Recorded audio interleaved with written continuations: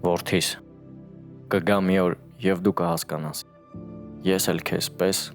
այս հողում եմ ծնվել, այս հողն է դաստիարակել ինձ սովորեցրել լավ մարդ լինել, ես պաշտպանել եմ այս հողը այն ժամանակ, երբ դիմադրելու և կանգուն մնալու հույս այլևս չկար,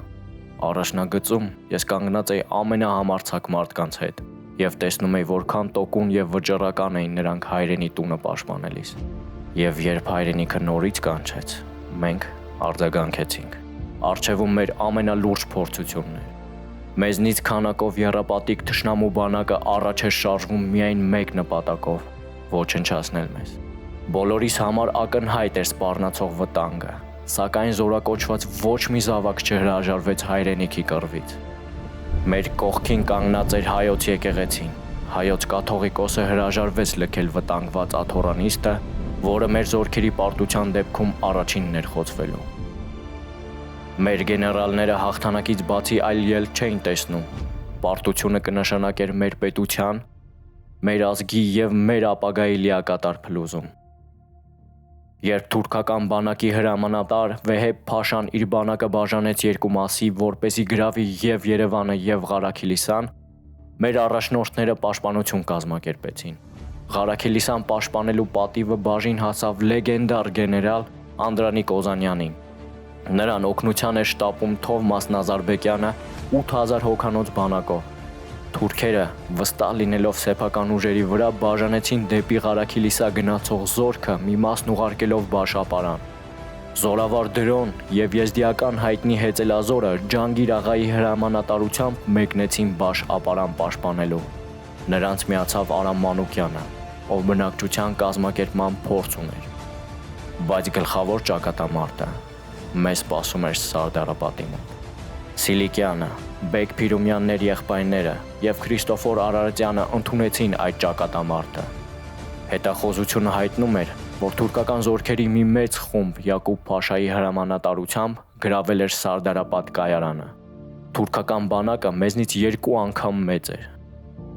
Ես հիշում եմ այդ առավոտը, հիշում եմ օդի ծանրությունը, մթնոլորտում տիրող լարվածությունը։ Ես հիշում եմ թշնամուն, որ սպասում էր հարձակման սկիզբն ազդարարող եղջերափողին։ Եվ այսպես թուրքական զորքերն անցան հարձակման։ Բայց գեներալ Սիլիկյանը չցանկացավ պաշտպանվել, նա հակահարված տալու հրաման տվեց։ Դանիել Բեկ Փիրումյանը իր ջոկատի հետ, որի կազմում ընդգրկված էր Ղարաբաղյան հեծելազորը, հարվածեց թուրքերին։ Հեծելազորը թևից ջախջախեց թշնամու բանակը։ Թուրքերը լուրջ կորուստներ ունեցան և սկսեցին նահանջել։ Բայց մեր հրամանատարությունը որոշեց չհետապնդել նրանց, քանի որ թուրքերը բավականին մեծ ռեզերվ ունեին վերականգնվելու համար։ Մենք սկսեցինք պատրաստվել նոր հարձակման։ 1 օր անց թշնամին կրկին կանգնեց մեր առջև։ Ավելի շատ էին, քան նախորդ անգամ։ Նրանք երազում էին որքան հնարավոր է արագ ավարտել այդ գրոհը։ Ցանկանում էին հաշվեհարդար տեսնել մեզ հետ։ Գեներալ Սիլիկյանը զգաց նրանց կույր կատաղությունը և որոշեց օգտվել դրանից, հրաման տալով նահանջել։ Թշնամին խայծը կուլ տվեց։ Նրանց դարանակալած սպասում էին Արարատյանի թնդանոթները։ Հրետանային կրակը ծածկել էր թշնամու բանակը, իսկ հետևակը ոչնչացրեց ողջ մնացածներին։ Թշնամու ոգին ընկած էր, նա հսկայական կորուստներ էր կրել, մեր պաշտպանությունը փայլուն էր։ Թուրքերը նահանջեցին, դիրքեր գրավեցին բլուրների վրա դնելով գնդացրային խորշերը։ 2 օր չկարողացանք ճեղքել նրանց պաշտպանությունը։ Մեր հրամանատարները գնահատելով ռիսկը, ստեղծեցին հատուկ ջոկատ գնդացիրները չեզոքացնելու համար։ Ես էլ մտա այդ ջոկատի մեջ։ Մենք մեր գործն արեցինք, եւ գեներալը կարողացավ 2-րդ Ղարաբաղյան գունդը հաջակցության դրոյի ուղարկել Բաշ ապարան, որտեղից նրանք կարողացան իրենց միացյալ ուժերով դուրս մղել թշնամու բանակը։ Թուրք սպարապետ Էսեդ Փաշան իր զինվորների հետ նահանջեց Համամլու։ Մնաց միայն Ղարաքիլիսը։ Զորավար Անդրանիկը ետ էր մղել թուրքական 3 հարձակում, սակայն հետագայում ստիպված էր եղել փախստականների հետ լքել քաղաքը եւ մեկնել Լոռու հյուսիսային կողմը, այսպիսով փակելով այնտեղ գտնվող թուրքերի ճանապարհը։ Կապիտան Գարեգին Նժդեհը Զորավար Գամազյանի եւ եպիսկոպոս Մեսրոպ Տեր-Մովսիսյանի հետ կարողացավ համոզել Ղարաքիլիսայի գյուղական բնակչությանը միանալ իրենց եւ պաշտպանել քաղաքը։ Գեներալ Նազարբեկյանը, իմանալով այլ ուղություններում ունեցած հաջողությունների մասին, որոշեց ճակատամարտ տալ թուրքերի դեմ եւ նույնպես միացավ քաղաքի պաշտպաններին։ Նրանք իրենց միացյալ ուժերով ոչ միայն հետ մղեցին թուրքական գրոհը, այլև անցնելով հակահարձակման գրավեցին Համամլուն։ Դժբախտաբար, կրելով մեծ կորուստներ նրանք չկարողացան պահել քաղաքը եւ ստիպված կրկին նահանջեցին դեպի Ղարաքիլիսը։ Սարդարապատում եւ Բաշապարանում տարած հաղթանակները մեզ հնարավորություն տվեցին շրջապատելու թշնամուն։ Թուրքական արշավը ձախողվեց, թշնամին ջախջախվեց, իսկ մենք պաշտպանեցինք մեր հողը։ Հաշվի առնելով Անդրկովկասի լիակատար քաղաքական փլուզումի եւ Վրաստանում եւ Ադրբեջանում անկախության հռչակմամբ ստեղծված նոր իրավիճակը, Հայոց ազգային խորհուրդը իրեն հռչակում է հայկական շրջանների գերագույն եւ միակ կառավարող ուժ, որոշ լուրջ հանգամանքներից ելնելով, որոնք մեզ թույլ չեն տալիս ձևավորել հայկական ազգային կառավարություն, Հայոց ազգային խորհուրդը ժամանակավորապես ստանձնում է կառավարական բոլոր գործառույթները, կառավարելու հայկական շրջանների քաղաքական եւ վարչական ղեկավարությանը։ Այսօր մարտի դաշտում քաջաբար կռված մեր եղբայրների շնորհիվ հպարտությամբ կարող եմ ձեզ հայտարարել, որ հարյուրավոր տարիներ անց հայոց պետականությունը կրկին վերականգնվել է։ Կեցցե հայ ժողովուրդը, կեցցե Հայաստանի Հանրապետությունը։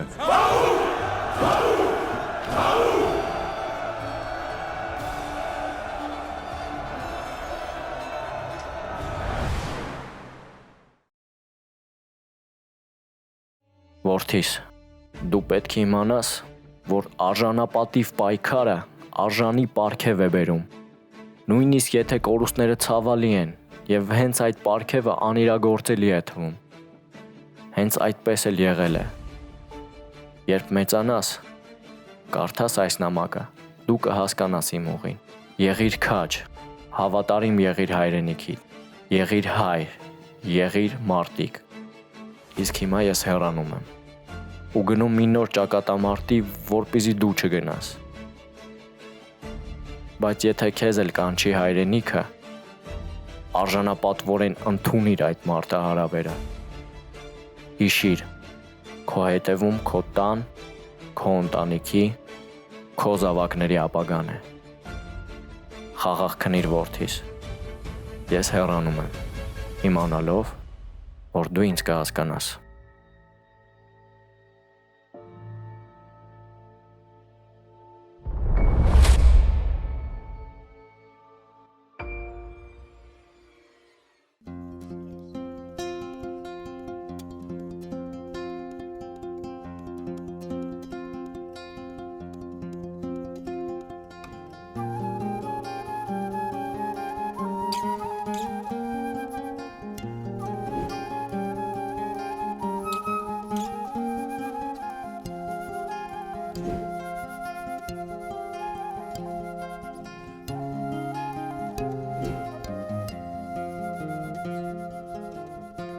Կրագի մեջ խունգ լցնիմ, կամին հոդը երեգինք տա, տանի մերծով սարերին, կարոտ հոգիս զովանա, մորցած քարին չեղք է բացվել չեղքնել է պատնի